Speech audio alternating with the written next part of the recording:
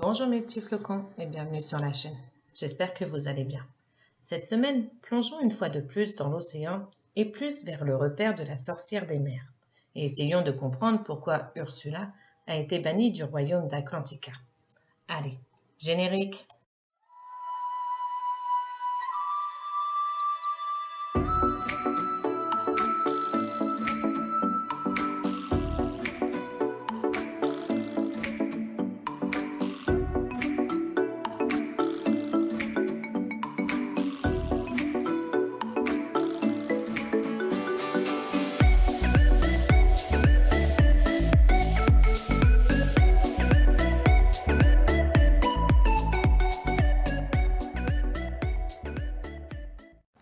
On sait car, dit par Ursula elle-même, qu'avant le premier film, elle vivait au palais de Triton. Puis un jour, elle fut bannie, et en plus au mauvais rang de l'échelle, gentil vilain. Mais alors, pourquoi Triton l'a bannie d'Atlantica? Surtout que si fratries existent bien entre eux, eh bien, on ne bannit pas un membre de sa famille. Alors, qu'a-t-il bien pu se passer? Eh bien, les allusions de son bannissement sont multiples.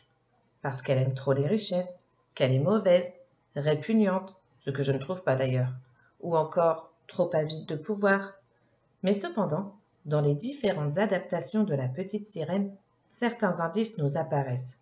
Comme par exemple, dans la célèbre comédie musicale à Broadway, Ursula est présentée comme la sœur du roi Triton. Jusque-là, je ne vous apprends rien. Mais dans cette comédie, le personnage d'Ursula a la chance de posséder une deuxième chanson, et pas n'importe laquelle d'ailleurs, puisqu'elle fait de nombreuses révélations dans cette chanson. Cette chanson en français s'intitule Je veux que le bon temps revienne. Elle nous raconte que lors de la mort de son père Poséidon, Triton et Ursula ont hérité d'une part égale de la mer, mais aussi, et ça je vous en avais déjà parlé, elle a reçu le coquillage magique de son père. Mais Ursula était devenue trop cupide et pratiquait la magie noire. Son unique rêve était de gouverner seule, et à cause de tous ses abus de pouvoir, elle a finalement été bannie d'Atlantica. Une autre supposition qui nous vient toujours de cette comédie musicale.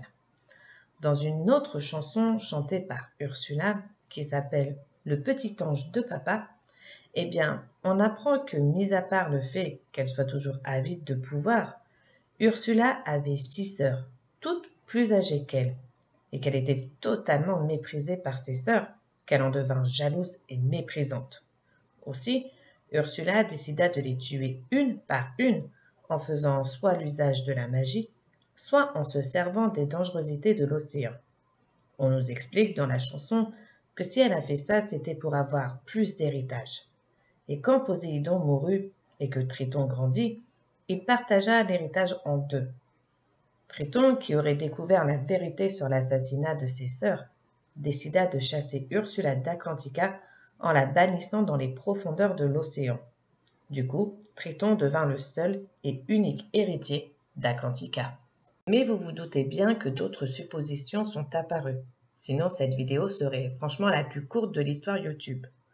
D'autres personnes avancent une supposition qui serait à l'origine d'un épisode de la série de la petite sirène.